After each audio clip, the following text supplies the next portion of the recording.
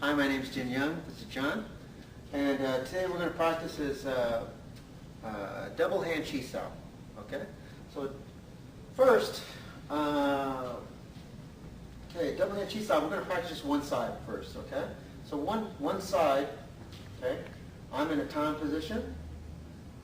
John is in a Fuku sao position, right? Okay? And we want to make sure that the very first thing is, as soon as you touch, okay, you fill in this space that we talked about, right? So forward intent. So this, from our Dan Chi video, it's filling this gap right between our hands, right? We fill it, okay? All right? So yeah, so now I can feel his pressure through his elbow, okay? And he should be able to feel my body pressure through my elbow, okay?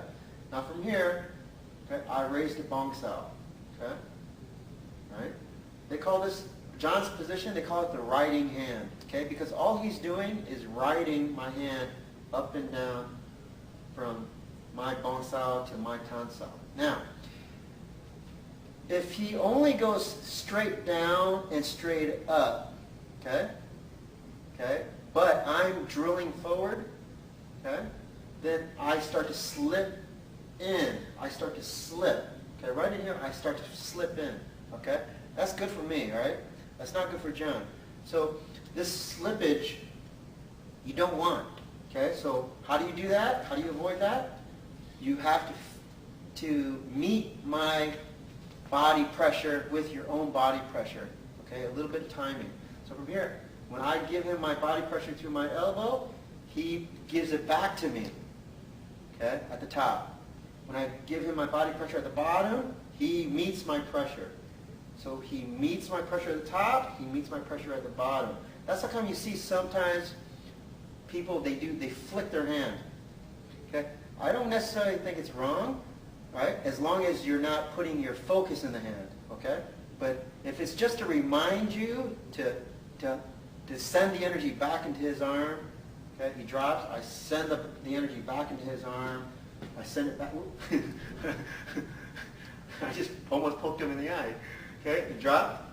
Okay, so if I'm doing this, okay, but I'm not in the hand, then that's fine. Okay, what I'm really doing is attacking him with my elbow. Okay, he drops. See my elbow? My body's behind my elbow. I attack him through my elbow. I attack him through my elbow. Okay, this is how you should practice this drill. Okay, this third stick, just alignment. That's it. There's no power in there. Okay, all right. And John's doing the same thing. Right. There's no power. Everything is driven by the elbow. Okay. So that's one side. All right. So John is in a riding hand. I'm in a bong sao to tan. And my hand goes bong sao, tan sao, bong sao, tan sao. Right. Okay. A couple things is one is just like your Dan Chi drill. You don't want to be too low. I tan too low, and he's giving me forward pressure, right? He's going to come in, okay?